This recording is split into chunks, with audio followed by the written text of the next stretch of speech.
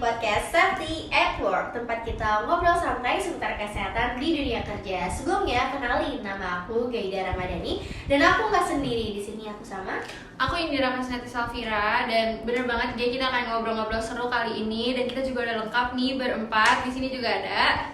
Halo semuanya, aku Akila dan di sini juga ada nih cowok satu-satunya di sini, boleh dikenalin dong. Halo, aku Salmin. Jadi pada kesempatan kali ini kita bakal bahas tentang kesehatan pekerja di tengah-tengah kesibukan kuliah kita. Betul banget nih, semoga semua selalu dalam keadaan sehat ya teman-teman. Walaupun kita juga lagi dikejar-kejar sama tugas, sama project yang bentar lagi juga mendekati UAS nih. Bener banget, karena kali ini kita bakal ngobrolin topik yang seru banget dan relate dan relevan banget sama kehidupan kita sehari-hari. Terutama buat pekerja yang ada di balik meja alias white collar workers. Setuju banget sih G, karena banyak banget gak sih orang di luar sana yang masih mikir kalau misalkan pekerjaan kantoran itu tuh kayak aman, duduk aja di dalam ruangan dingin, terus habis itu jauh dari resiko-resiko penyakit gitu kan. Tapi in real life-nya ya, nyatanya itu tuh banyak banget kasus penyakit akibat kerja yang monoton gitu. Salah satunya kayak kardiovaskular. Nah, kardiovaskular ini justru muncul di kalangan pekerjaan kantoran. Nah, salah satunya nih ada kasus di Jakarta tahun 2022, seorang karyawan swasta berusia 38 tahun mengalami serangan jantung ringan saat sedang rapat daring. Nah, menurut hasil evaluasi kesehatan perusahaan, karyawan tersebut ini punya tekanan darah tinggi dan juga kadar kolesterol LDL yang meningkat. Nah, ditambah juga pola hidupnya yang kurang gerak dan juga pekerja tersebut ini sering banget lembur gitu di perusahaan itu. Nah, itu tuh jadi contoh nyata bahwa penyakit kardiovaskular bukan cuma masalah tentang usia tua aja, tapi juga gaya hidup dan stres kerja.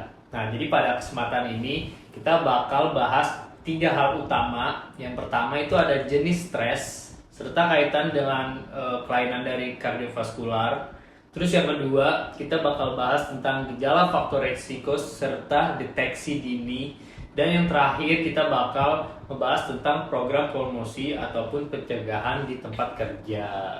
Kayak bener banget, tadi kan Samin udah ngasih tahu ya ada 3. Jadi kita mulai dari yang pertama dulu ya teman-teman. Itu yang pertama tuh dari stres. Jadi sebenarnya stres itu tuh dibagi jadi 2 jenis utama. Itu ada stres akut dan juga stres kronis. Nah, kalau misalkan stres akut itu stres jangka pendeknya itu tuh muncul biasanya dari beban kerja yang mendadak gitu, atau kayak tekanan deadline. Nah, tadi kan kalau misalkan stres akut itu tuh yang jangka pendeknya. Kalau misalkan stres yang berkepanjangan itu tuh stres kronik namanya. Nah, akibatnya itu biasanya dari tekanan kerja yang terus-menerus gitu, kayak monoton, tanpa jeda dan juga tanpa dukungan sosial. Nah, betul banget apa yang tadi dibilang Indira ya. Kalau misalkan stres kronik inilah yang paling sering berhubungan sama kelainan kardiovaskular seperti hipertensi, terus penyakit jantung koroner dan juga stroke gitu kan.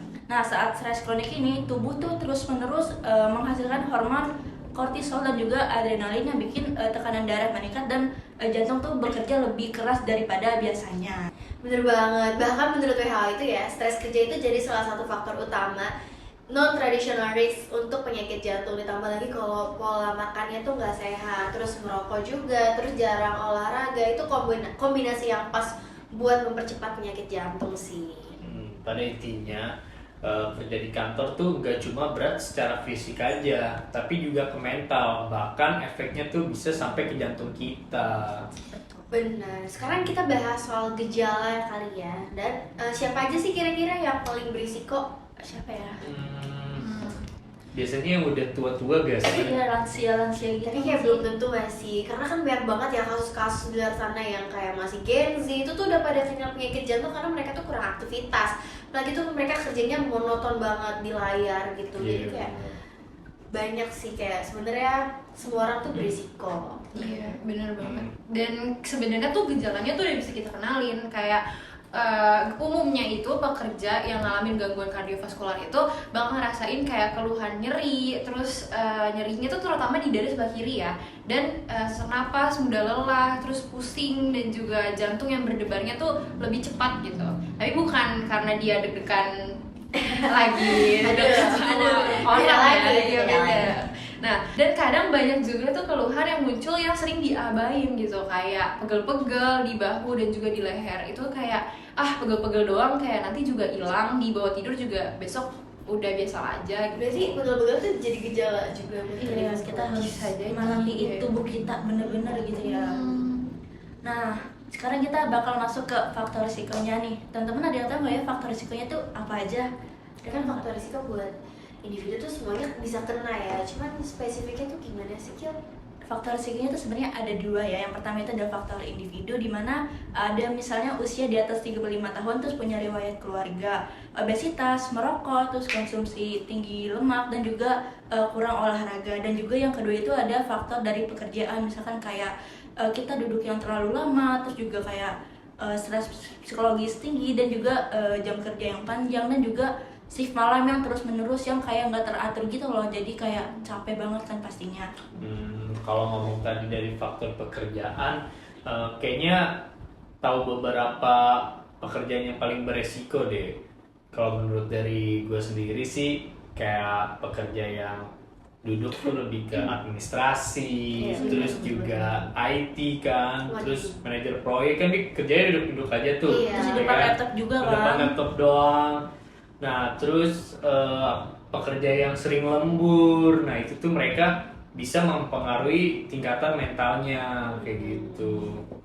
Makanya kayak penting banget gak sih buat deteksi dini, kayak pemeriksaan rutin itu tuh bisa kayak memeriksa tekanan darah minimal tuh 6 bulan sekali, terus Iya. kayak periksa kadar kolesterol dan gula darah itu setahun sekali, terus kayak periksa EKG buat kita tuh melihat irama jantung kita tuh kayak gimana, sama tes treadmill buat yang punya high risk atas kardiovaskular ini. Iya, bener banget sih. Kita tuh harus deteksi dini dulu ya untuk pemeriksaan rutin yang mencakup tadi. Nah, sebenarnya guys, dari Kemenkes sendiri itu juga udah punya panduan itu Healthy Workplace Program yang mendorong perusahaan itu menyediakan screening kesehatan rutin untuk karyawannya. Jadi Kemenkes itu sebenarnya udah aware sama karyawan-karyawan di luar sana, dan perusahaan juga harusnya menyediakan screening kesehatan yang rutin buat para pekerjanya. Wow, baru tahu aku ternyata Kemenkes tuh punya panduan dari Healthy Workplace Program ini. Dan tadi kan kita udah ngebahas ya tentang jenisnya, terus juga ngebahas tentang gejala dan juga faktor risikonya. Dan kita bakal ngebahas tentang pencegahannya. Jadi konsep utamanya ini adalah promosi kesehatan di tempat kerja atau PKDTK. Nah, tahu nggak sih apa sih contoh PKDTK itu, Mir? Oke, kalian pada nggak tahu kan apa aja contoh dari PKDTK ini. Nah, untuk contohnya sendiri itu ada 5. Yang pertama itu ada penyuluhan kesehatan rutin tentang stres dan pola makan sehat.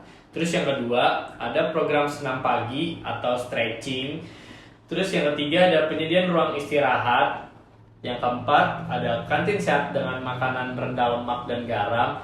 Dan yang terakhir ada kampanye stop merokok dan manajemen stres. Jadi bukan Gitu. cuma tanggung jawab pekerja aja ya Iya. sebenarnya, tapi perusahaan juga harus turut serta dalam menciptakan lingkungan kerja yang mendukung kesehatan para pekerjaannya tentunya. Iya, benar sih, benar banget. Dan nggak boleh lupa juga kalau intervensi psikososial kayak employee assistance program atau counseling stres itu juga nggak kalah penting dari poin-poin yang tadi. Nah, kalau misalkan semua pihak ini udah bekerja sama, pasti resiko penyakit kardiovaskular di kalangan pekerja kantor ini bisa ditekan jauh lebih rendah gak sih? Iya.